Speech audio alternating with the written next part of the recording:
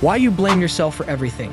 Are you someone who, whenever you find yourself going over a situation in your thoughts over and over again, wondering how you could have handled it better, have you ever found yourself doing this? It's also possible that you will find yourself finding yourself in the position of having to apologize for something that was not your fault in the first place. When it comes to matters that are beyond our ability to control, why is it that a significant number of us have a natural predisposition to immediately assume responsibility for them?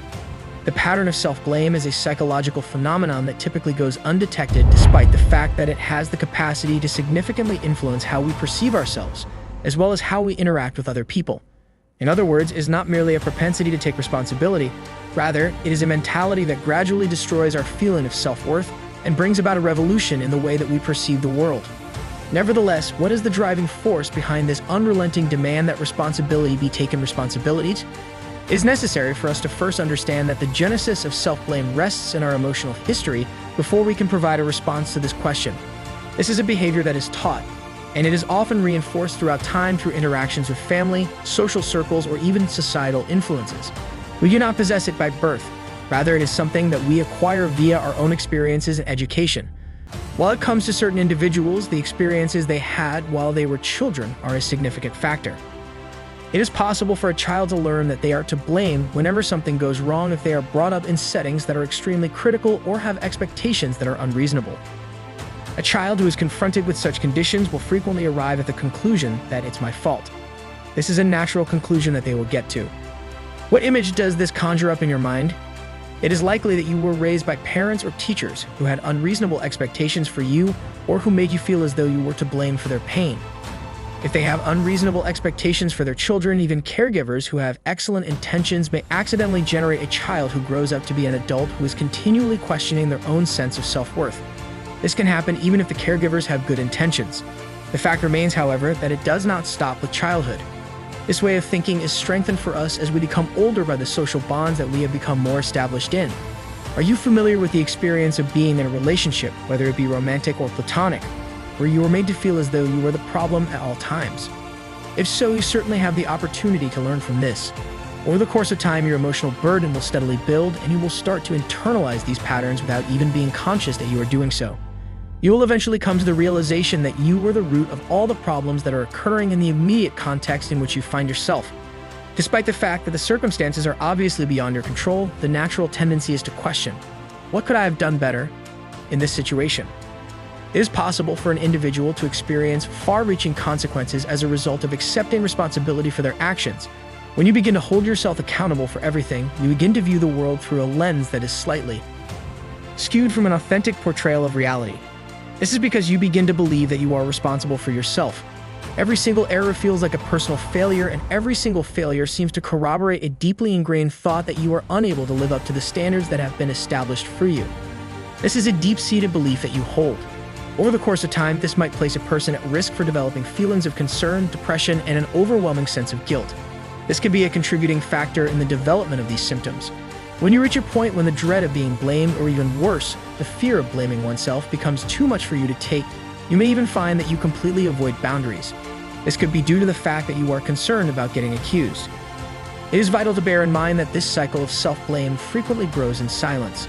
This is a fact that should be kept for consideration. Sometimes it is so deeply ingrained that you might not even be aware that you are indulging in it. This is because there are times when it is so widespread.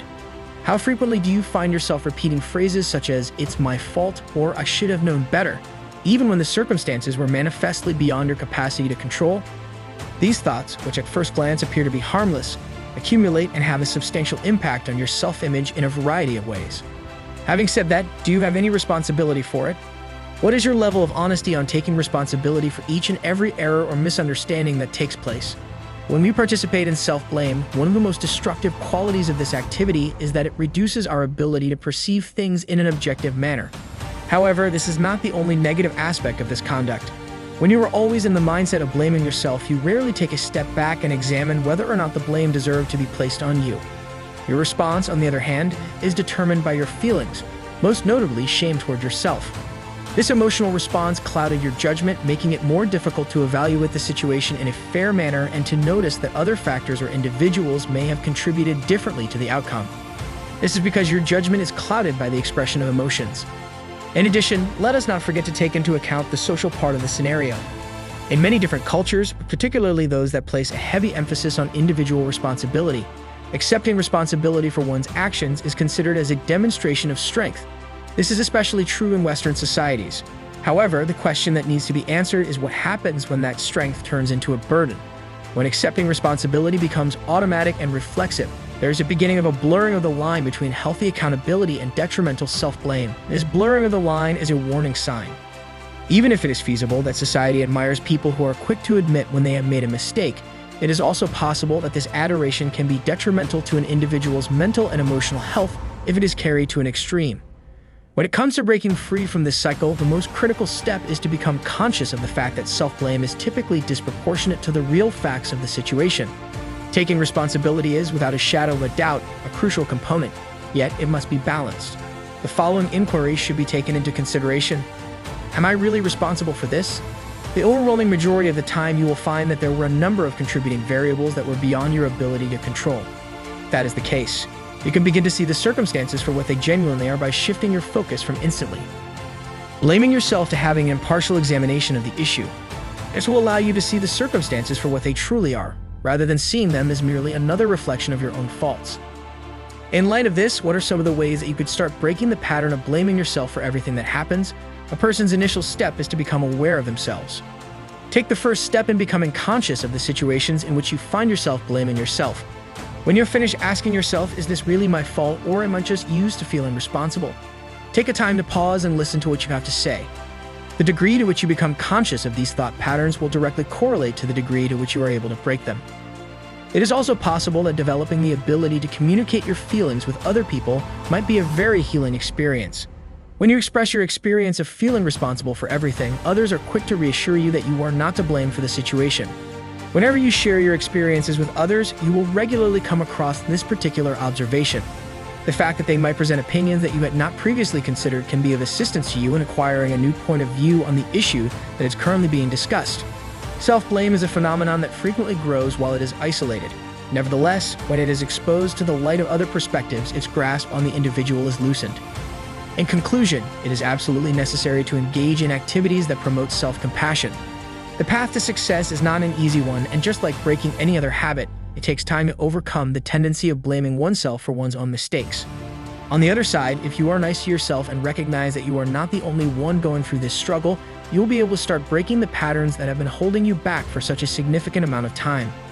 Every time you forgive yourself and every time you let go of the drive to be perfect, you are taking a step toward freeing yourself from the emotional burden of self-blame. It is because you are letting go of the urge to be perfect. Isn't it time to let yourself off the hook? Thanks for watching. Don't forget to like and subscribe to our YouTube channel.